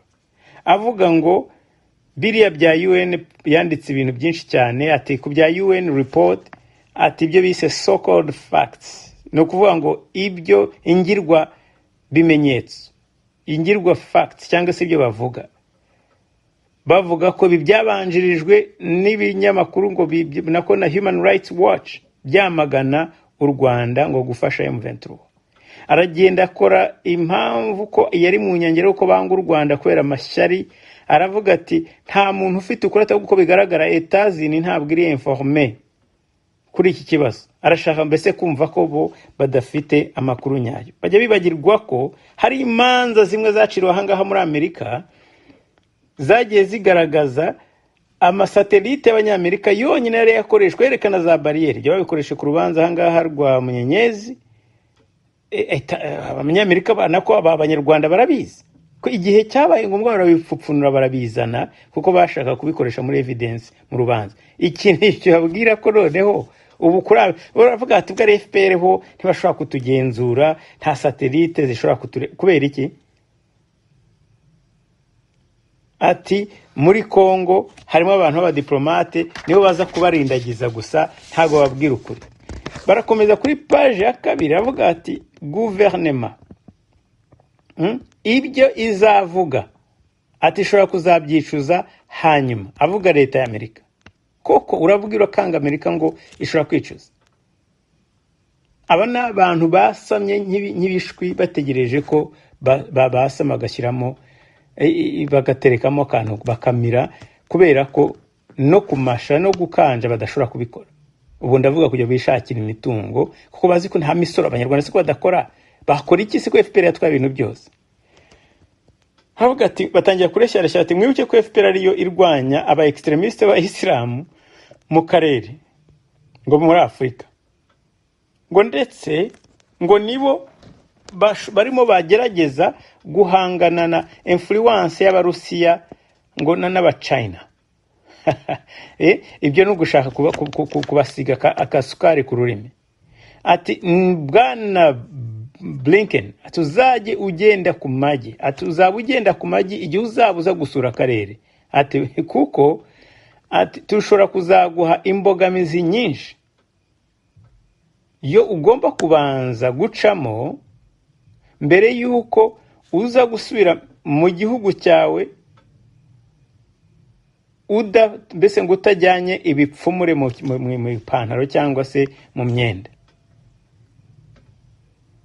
Bakoresha imvugo ubona ko mbese harimo umubabaro munini, barababaye cyane ko bashyizweho ka rubanda. Kandi bari muri hagati ya wa wundi wavuze ati ibabahaye nyamishyushye bati irashyushye cyane, ati yimire rero ndati se ndamira umuriro, bati ngaho yicira ati nshira inyama. Ibyo nibyo barimo nona. Ni ibintu byo mu Giswahili mutarabyumvise ati ni meze moto.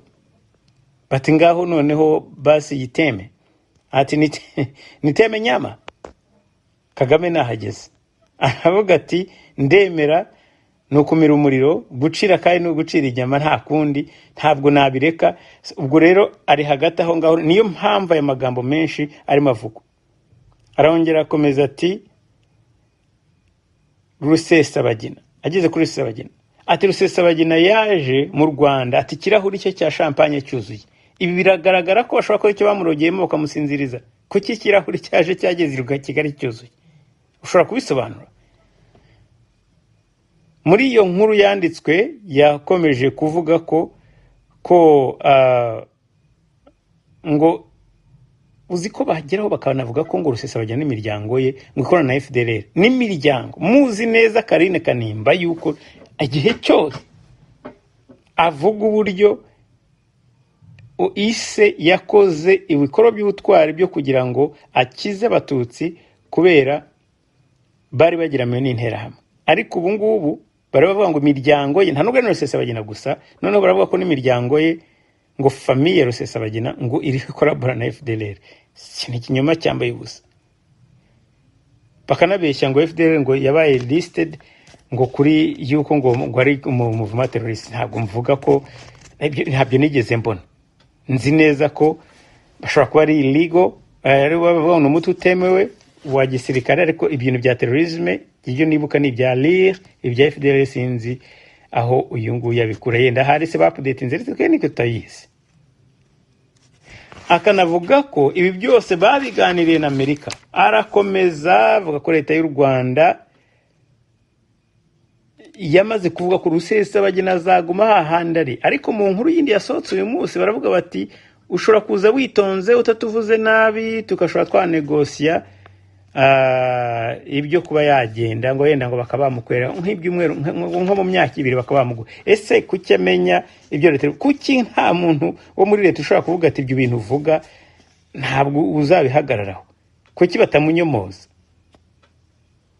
Ariko ngo u Rwanda ntiruzigera ruhindura imvugo yabo kuri Rusesabagina. Hari byinshi nshobora kuvuga kuri iyi nkuru, harimo nk'icyo kuvuga ko ngo ari havuga ko abandi bantu ati hari ibindi muvuma ziri violent kuruta M23. Ese violence yo kuki ashaka kugaragaza ko ubuvugizi yaba ibi bintu ni ibintu niba rurugwagwa niba rurumogi niba ari ikibayanye mubabarire ku rumogi ashobora ko ari abantu benshi bashobora kunyumva nabi. Ntabwo ari ugubatukira gutuka ikinyobwa cyangwa se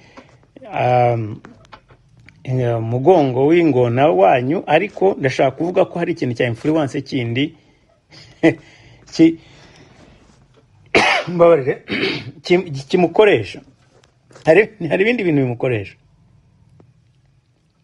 Ibi rero yakomeje abigaragaza muri iyi nkuru ko ibintu ari havuga byonyine umubare w'ibintu yandika ntabwo ushaka kumubwira ko ibintu nk'ibi bajya kwita uretse ko bimwe na bimwe babyandika bakamubwira ati shyiraho izina ryawe niko byagiye bigenda mu bihe byashize iyo bashaka bagura umuntu bakavuga ati we bishyireho akabyemera izina akayishyiraho ko avuga ati uyu ni n'umunyamahanga ubivuga ntabwo ari umunyarwanda ntabwo ari twebwe aho rero yakoze aha niho tabitare buze kuvuga ari butinda aha ariko nibaza ku bijyanye n'ibi bintu byo kuvuga ngo isano leta y'u Rwanda ifitanye na M23 ngo nuko bose ari abatutsi mumbabarire mumbwire nuko bose ari abatutsi ni ukuvuga ngo uru rugamba barashaka kugirwa abatutsi aba M23 ndetse na Wiringoma wubwe agenda rwose yitandukanya n'ikintu cyaba cyose kigaragaza ko urugamba baba barimo rwaba rugamba rushingiye ku bwoko kandi Wiringoma ashoka atari n'umututsi nawe ubwe bavuga ko ndetse ashobora kuba ari umukasayi niba atari umukatange none se ntabwo bagiye kwerekana ko ibingibi ari ibikoresho noneho ari ukugira baregitimize urugamba kandi koko atari M23 koko iriho irwana urugamba bakana hari nawe yavuze ngo niba naramuka banavuyemo uko arateganya byose ati mu myaka 5 bazagaruka nguko ukuntu bamarishije abana banagifite umugambi wo gukomeza kumarisha abana ariko bakanabisezerana usibye ibintu Makenga yabyumva bikamunezeza kumva avuga ati birashoboka ni nko kuvuga ati hari igihe twakubwira ngo usubire inyuma ariko ntabwo urugamba ruzarurangiye mu myaka 5 uzagaruka ibi nabivugaho byinshi cyane ariko Tabita nawe araza kubigarukaho ibi muri iyi nyandiko rero yavuzemo byinshi cyane azana amacakubiri azana amoko ibintu byinshi udashobora kuvuga muri iki gihe nta n'undi muntu ushobora kubivuga ngo agende amahoro reka rero Tabita nguha umwanya nawe ndabizi ko iyi nkuru wayisomye we muri iyi gihe ni inkuru imwe turimo tuvuga ariko harimo double standard yo ku ruhande rwa leta ibintu baciye amoko bagize bate ariko iyo bigeze aho bagomba kwivana mu mwobo baravuga ati turi abatutsi ndetse muri article yasohotse umunsi yavuze ati nimuramuka mushatse uyu mugabo ari sous informé n'ubumenyi bwe kuri ibi politike yo muri iki gihe banza ntabwo sinzi ko afite n'umwanya wo gusoma ntabwo akurikira kuko hari aho yanditse avuga ati nimuramuka muduteye umugongo nk'abanyamerika ati twebwe ati u Rwanda rurasubira ati ntabwo ruri butinye kujya gufatanya n'Ubushinwa cyangwa se rurongera rujye ku Bafaransa Abafaransa iki ni igikangisho urimo gutanga muri iki gihe ntabwo Ubufaransa bukiri igikangisho kuko nabo ntibabashaka sinzi ko babashaka nabo umuntu wabutinye Ubufaransa muri iki gihe nawe yabanza akareba simvuga ko atari powerful ko atari influence atari powerful nation ariko ntabwo muri iki gihe nabwo bariho bararwana n'ibindi by'abamariye mu bihugu bakolonije harimo haracyari ibibazo ntabwo nibaza ko icyo ari igikangisho gikwiriye yenda ibyo tuzabigarukira iki Tabita rero mbere yo kunguha ijambo ndagira ngo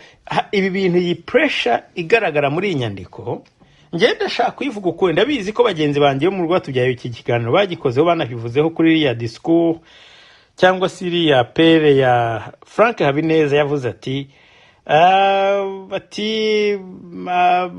leta y'u Rwanda ikwiriye kuganira n'abayirwanya ndetse n'abafite intwaro yewe bitandukanye gato yenda nuko bandi bagiye babibona nubwo bitavuze ko ari giye ufite ukuri cyangwa se ko mfiteho ubumenyi cyangwa se ari information mfite kuri ibi gusa ndiho ndabyitegereza nkavuga nti ni ibintu byo kubanza kureba koko eske ingurube yaba yarebye mu kirere mu Rwanda harimo umuntu ushobora guhagarara ku maguru abiri wo muri coalition ya FPR uri muri coalition FPR akavuga ati ndagira ngo mbwire leta ya FPR ko igomba kuganira n'abayirwanya ndetse banakoresha n'intwaro erega ntabwo akwiriye kubanza kujya kure mu Rwanda harimo abandi opposition bari aho ngaho badashobora no kubona na audience na Kagame numvise banayisabye ariko si n'ibyo, hari ibintu byinshi byagiye bigaragara muri Green Party bitigeze bihabwa attention,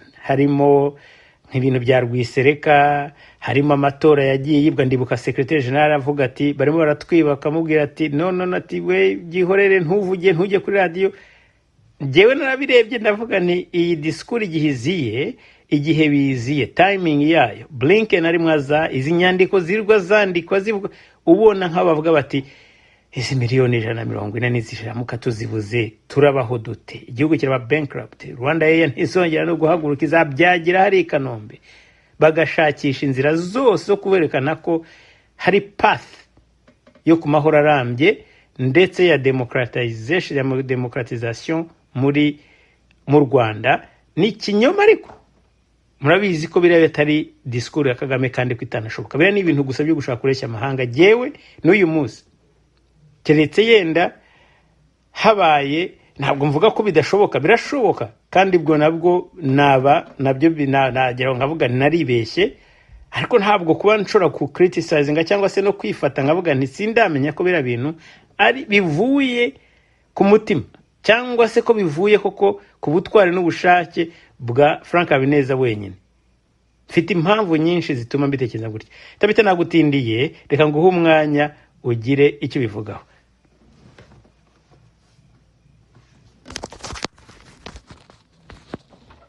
Murakoze cyane Jean Paul, reka mbanze ngusuhuze hanyuma nsuhuze na mugenzi wanjye Ashire turi kumwe. Muri uyu mugoroba rero nifuje kugira ikintu gitoya navuga kuri iriya nyine article yasohotse mu gihe ejo. Ni inkuru ndende cyane ifite umutwe uvuga ngo amazi ntakiri yayandi. Niyo ubonye umutwe wayo, titre yayo yonyine ituma wumva wibajije ngo amazi ntakiri yayandi. Urabona ko ni ubutumwa bifuza cyangwa se bifuzaga ko bugera kuri uyu munyamerika uri mu nzira ujyayo, ushobora kuzagera ejo cyangwa ejo bundi. Ni ubutumwa bifuzaga kumubwira mbere yuko agerayo. Ibintu banditsemo ni ibintu byinshi cyane, ariko binateye kwibaza, ese iyi leta mbuze n'ijambo nakoresha, ahantu igeze n'ahantu umuntu yicara akibaza. Basanzwe bakora amabi, basanzwe bakora amahano, basanzwe babeshya, basanzwe, ariko ubu noneho ntabwo umuntu abona nayobewe icyo nabita, nayobewe uko nabivuga. Hari aho bavuga bati, ariko baravuga mu byinshi cyane, baravuga ibya Rusesabagina, baravuga ni article ndende, nyaboneka umuntu utarayisomye azagende ayisome, afata umwanya ayisome yose, nubwo ari ndende cyane, ariko harimo ibintu urangiza kuyisoma bituma wibaza byimbitse. Ariko iyi leta y'u Rwanda noneho iragana hehe? Hari aho bavuze rero bati isano hagati ya M23 na guverinoma y'u Rwanda iroroshye cyane kuyisobanura, ariko akenshi biranagora kubyumva ku muntu uri hanze yabyo. Abo bombi mu bumva bari bo ni iyo leta y'u Rwanda nyine na M23. Mwibuke ko aba bantu bamaze igihe bavuga bati M23 nabo duhuriye, reka muratubeshyera, ntabwo tubari inyuma, reka nta nabo duhuriye, baba n'abanyekongo duhuriye. None barivuge bati bombi bahuriye ku bwoko bw'abatutsi, kandi abanyekongo b'abatutsi bafite bene wabo mu Rwanda. Abandi bamaze imyaka myinshi babonye ubwenegihugu bw'u Rwanda, ariko barakiyumva nk'abanyekongo. Aba ofisiye benshi bo muri M23 batangiriye umwuga he? Mu Rwanda. Mukomeze muyisome, ni munyumvire banyarwanda, banyarwandakazi. Babandi birirwa bavuga ko nta moko akiri mu Rwanda. Reka ibyo byari ku bwa Habyarimana n'abakayibanda n'abandi nkabo. Twebwe turi bitangaza, twageze mu gihugu amoko tuyakuramo, kuko niyo yatumye haba jenoside yakorewe Abatutsi. Twebwe rero kubera ko turi abantu b'ibitangaza, amoko nta gihari. None bati isano hagati ya M23 nuko twembi turi Abatutsi. Ubwo bwoko bugarutse bute? Ubundi bati ndi umunyarwanda. Reka ariko mbabwire, mwibuke yuko ibi bintu byasohotse muri wa muzindaro wabo igihe. Ikintu cyose gisohotse mu gihe, mumenye ko ari cyavuye mu nda y'ingoma. Nibo ubwabo bakivuze. Ariko iyo biza kuvugwa n'undi utari uwo muri FPR, abantu babo nibavuge ibyo bavuga bitavugwa, bo nta kibazo nibabivuge. Ariko niba bivuzwe n'undi, barahita bamushinja ingengabitekerezo, ikigarasha, umwanzi w'igihugu. Ubwo namwe murabizi uwo bageretseho ingengabitekerezo icyo bamukorera ni agafuni. Araburizwa irengero, ntazongere no kuboneka. Aramanikwa se bavuge bati yimanikishije, yiyahuye mu mashuka. Basanze yapfuye, dore dusanze intumbi hariya.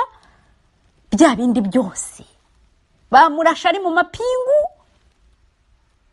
Uramutse uvuze ibingibi utari uwabo, nibyo ngibyo wakorerwa.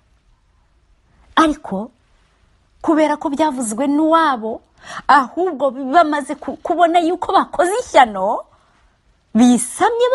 bisama basandaye, noneho bajya gukwiza ku mbuga nkoranyambaga bati reka ni fake news.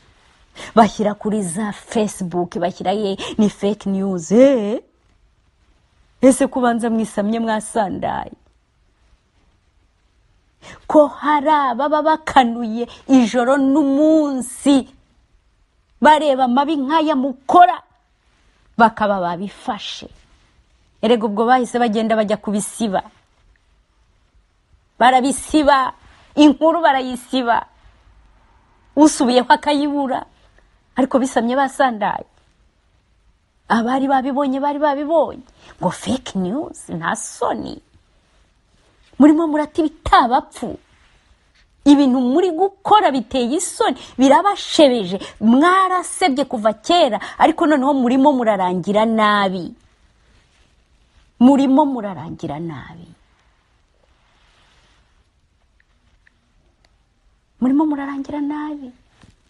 Ubwo kuri Twitter sinakubwira, abantu baragiye baratwitinga, baravuga bati nta soni, muravuga ngo ni fake news. Nta nubwo mugira isoni.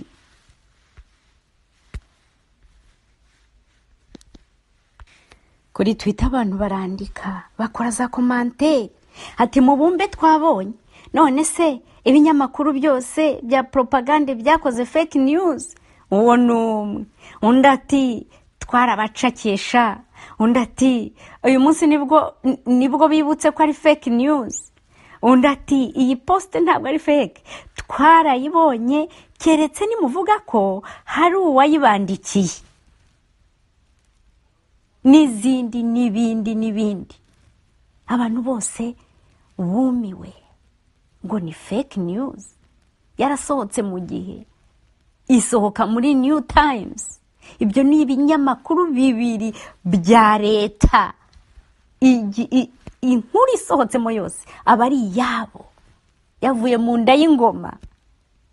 Ubwo rero nanjye nakoze commentaire, maze witwa Peter Mahirwe aza yiruka, dore ko bariya bavuvuzera babo baba bararekereje kureba icyo umuntu avuga. Peter Mahirwe ati ariko wanditse uvuga neza wabiki, kandi buriya iriya tweet iyiba isingiza umwicanyi wabyaye Ingabire Victoire uba ushyizeho twa likes genda Rwanda wapfushije uhagaze. Ariko ubu ngubu abapfuye bahagaze ni bande? Niko Peter Mayi, abapfuye bahagaze ni bande? Ntabwo ngututse, nta nubwo ntutse nabo bene wanyu, ariko ndibaza abapfuye bahagaze. Iyo mujya kwandika ibintu nk'ibi, harya ubu ni mwebwe muba mutarapfuye muhagaze? Maze upfa kuvuga akantu bakazamura n'ibyahe. Ubu uyu mubyeyi ngo banyurira ngo wabyaye ngo Victoire Ingabire ngo nuko ngo nigeze kumushima, ndamubwira nti wabyaye intwari, mvuga Victoire Ingabire umuhoza. Ariko Peter Mahirwe nta kindi avuga. Ese iyo ibi bintu bitaza kuba wari kubuvuga ikira, wari kubumbwira iki? ngo koko ngujya ngo gusingiza ngo intera hamwe. Ariko ubu intera hamwe ni iyihe? Uyu mubyeyi ko mutigeze munamwerekana ngo mwerekane koko ari n'intera hamwe. Ariko niba ari nayo, ubu ngubu harya mwe mumurusha iki? Mwebwe mwisha abantu mukaba mubamaze, mukaba mwirata ngo mwahagaritse jenoside, abayirokotse mwarabamaze. None mukaba mugeze naho murimo mukora muvuga ibitabapfu, mwihakana ibyo mwari mwiyemerera, ibyo mwari mwarahakanye ku mugaragaro. Tireka M23 naho duhuriye. None muti twembi turi abatutsi, nicyo duhuriyeho. Wabapfuye bahagaze nabahe kweri? Muti nta moko akiri mu ndangamuntu twayakuyemo niyo yazanye amahano, mutariko M23 twembi turi abatutsi. Warangiza uti abantu ngo bapfuye bahagaze. Abapfuye bahagaze ubu ni bande? Umva, reka mbabwire, FPR mugiye kurangira nabi, mugiye kurangira nabi. Ubwo mugezaho musohora inkuru mwiyandikiye, yanditswe n'abambari banyu, mwarangiza muti fake news. Ese kuki mutayisomye mbere ko isohoka mukayeditinga mbere yuko mujya gusiba? Mwabuze uko mubigenza ngo ni za fake news. Na soni, muteye isoni, murababaje. Icyo muzi ni ukwica, icyo muzi ni ugufunga, icyo muzi ni ugukorera abanyarwanda ihohotera, mukabahohotera. Baba ari abo muri prison, tudaboro mwabafungiye ubusa. Abanyamakuru bose mubamariye muri prison, ababanenga mubamariye muri prison. Uwo mutishe ugize Imana nimumwica, abandi mukajya kubatera ubwoba ngo muzabica, ngo nibaceceke ngo naho ubundi mugiye kuzabica. Murabicanyi, murabicanyi. Ubwicanyi mwabugize umwuga. Uvuze wese ngo ingengabitekerezo. Nta muntu barusha ingengabitekerezo mwebwe, ntawe. Ni mwebwe mwari mukwiriye kujya muri prison mwese, ariko ntabwo ari kera. Muzazijyamo. Bariya bose mwashyize murimo bazazivamo muzisubiremo. Mwebwe ba Peter Mahero n'abandi nkamwe mwese muzasubira muri iriya prison. Ni mwebwe muzajyamo.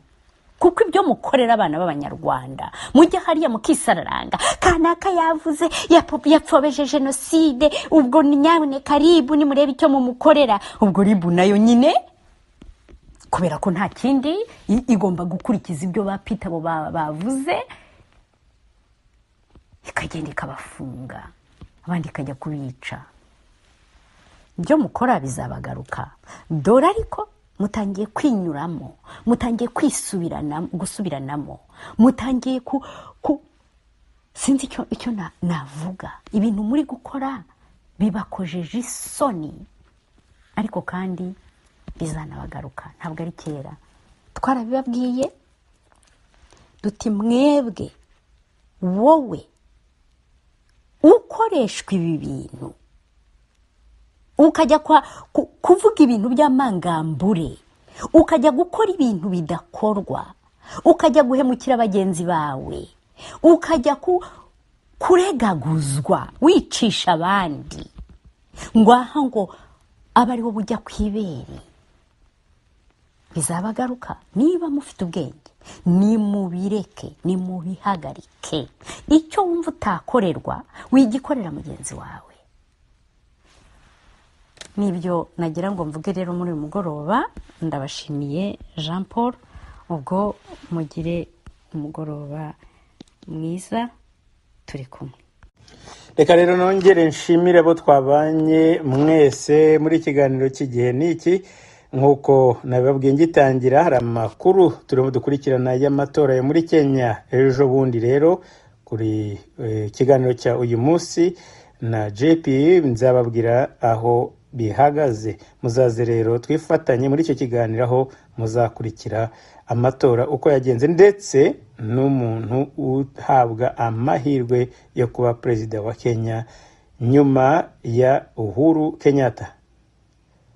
Reka nongere mbashimira aho muri hose. Nshimire Ashile na Tabita by'umwihariko kuri ubusesenguzi batanze. Naho butaha rero mu bindi biganiro mwari kumwe nanjye Turashimye Jean Paul wayoboye ikiganiro.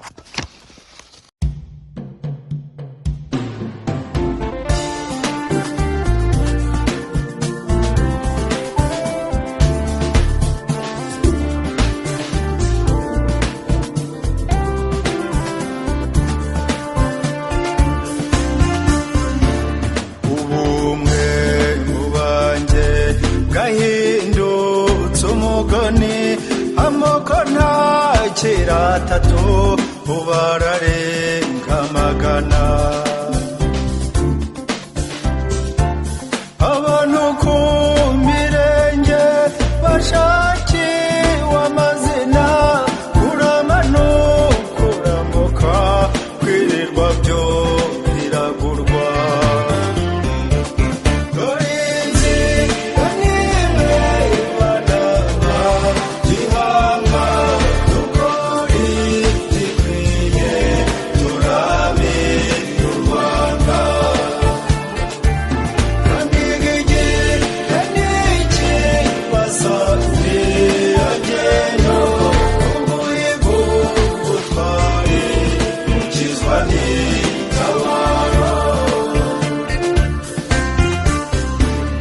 Abantu baricwa weruyagizwe irimbi, butaka n'ubuhemuka bw'imfura ipanga intama. Ahahoze hatuwe ahateye itabi, impunzi mu mashyamba zihigwa n'impongo.